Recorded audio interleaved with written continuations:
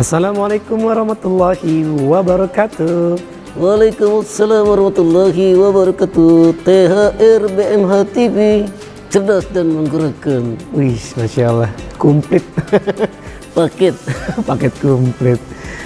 Kakak, Apa? aku ingin nyanyi. Ini apa? Dengerin ya Ustaz ya, dengerin ya Ustaz. Teman-teman dengerin ya. Wih. Gigiku putih bersih, bagaikan mutiara. Ku sikat bersih-bersih 5 kali sehari. Banyak banget. Ini kan bulan Ramadan. Habisnya aku suka ke yang bersih-bersih. Ya tapi nggak perlu juga kali. Kamu sikat gigi pakai pasta gigi. Yang rasanya seger, dingin. Rasa stroberi. 5 kali. Dengerin.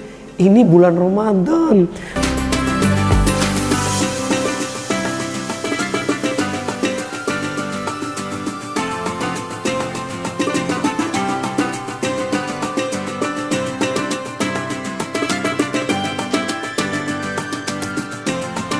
Ya, Masya Allah, pemirsa, sahabat, kawan-kawan, dan adik-adik BMH TV yang cerdas dan menggerakkan. Ya, seperti berenang, Ya. seperti mandi, Oh iya betul. sikat gigi juga adalah hal yang dimubahkan di dalam bulan suci Ramadan. Ya, meskipun memang bersikat gigi atau kalau zaman Nabi SAW Siwak. itu bersiwak Ya. adalah hal yang dianjurkan setiap kali ingin melaksanakan sholat. Oh iya 5 waktu ya Ustaz? 5 waktu. Jadi sepertinya Bersiwak. Nya Udi tadi benar. Hakikatnya begitu. Ya. Iya jangan sombong. Nah, cuman saat sekarang ini siwak itu sudah berkembang, Menjadi. sudah bermetamorfosa, sampai kemudian kita mengenal ada yang namanya sikat gigi. Meskipun ada yang mengatakan siwak dengan sikat gigi itu berbeda, ya. Maksudnya sikat gigi ini ada pastanya ya Ustaz? Pastanya, Pakai pasta. ya. Oke. Nah, Odol ya.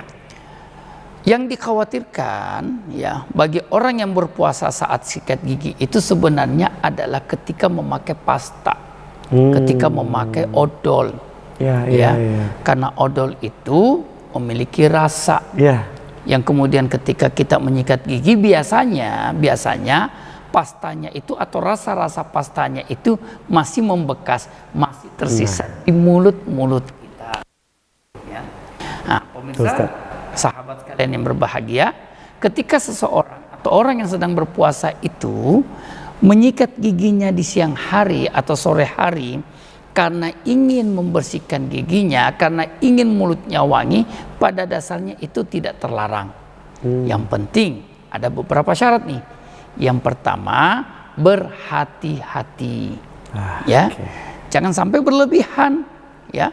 Nah, sehingga kemudian karena odolnya banyak, ya, ditaruh di sikat giginya, akhirnya itu bisa membuat sedikit dari odol itu tertelan. Ya. Ya. Tenggorokan ya, Ustaz? Maka gunakan odol secukupnya untuk memberikan rasa seger bagi mulut kita. Jangan berlebihan, karena boleh jadi kita tidak sadar sebagian dari odol itu tertelan masuk ke rongga mulut kita. Yang kedua, ya, adalah niatnya untuk memberikan rasa wangi bagi mulut kita saat ingin melaksanakan sholat. Ya, bukan untuk kemudian, ya, menyegar-nyegarkan mulut agar supaya, ya, bisa untuk bisa untuk mencari celah agar supaya ada yang tertelan, seakan-akan tidak disengaja. Ya, ini yang harus dihindari. Nah, makanya beberapa ulama mengatakan, ya, kalau memang ingin bersikat gigi dengan pasta, 2 waktu yang paling aman.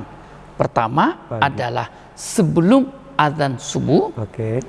Kalau kemudian sikat giginya sebelum azan subuh, lalu setelah azan masih ada yang tersisa dari aroma, dari rasa-rasa odol itu, maka itu adalah ma'fuun anhu, dimaafkan atau tidak mengapa.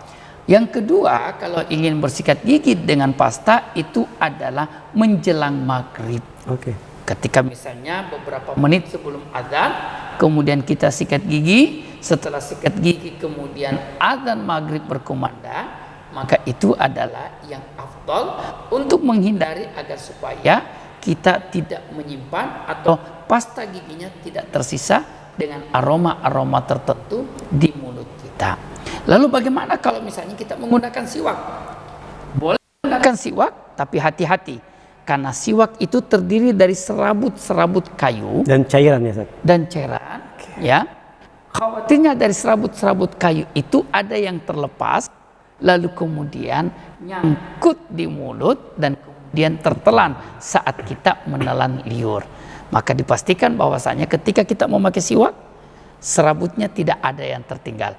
Dipastikan bahwa semua serabutnya telah kita keluarkan saat kita berkumur-kumur setelah bersiwak tersebut. Bagaimana kalau siwaknya juga beraneka rasa? Ya, ada rasa mentol, ya. Kalau Odi pengennya rasa mangga, ya. Nah, maka itu tidak mengapa. Sekali lagi dipastikan lebih utama untuk berhati-hati. Dan hukumnya mubah. Hukumnya mubah. Jangan sampai karena ketidakhati-hatian membuat ada pasta yang tertelan, membuat ada serabut dari si siwak itu yang tersisa tertelan, dan kemudian membuat puasa kita terancam untuk batal. Masya Allah, keren banget jawaban Ustadz. Jangan lupa komen ya kalau punya pengalaman seperti itu, tanya deh. Pokoknya insya Allah kami akan jawab yang bisa kami jawab, dan insya Allah semakin cerdas kita bareng-bareng cerdasnya. Yes, terima kasih. Wassalamualaikum warahmatullahi wabarakatuh.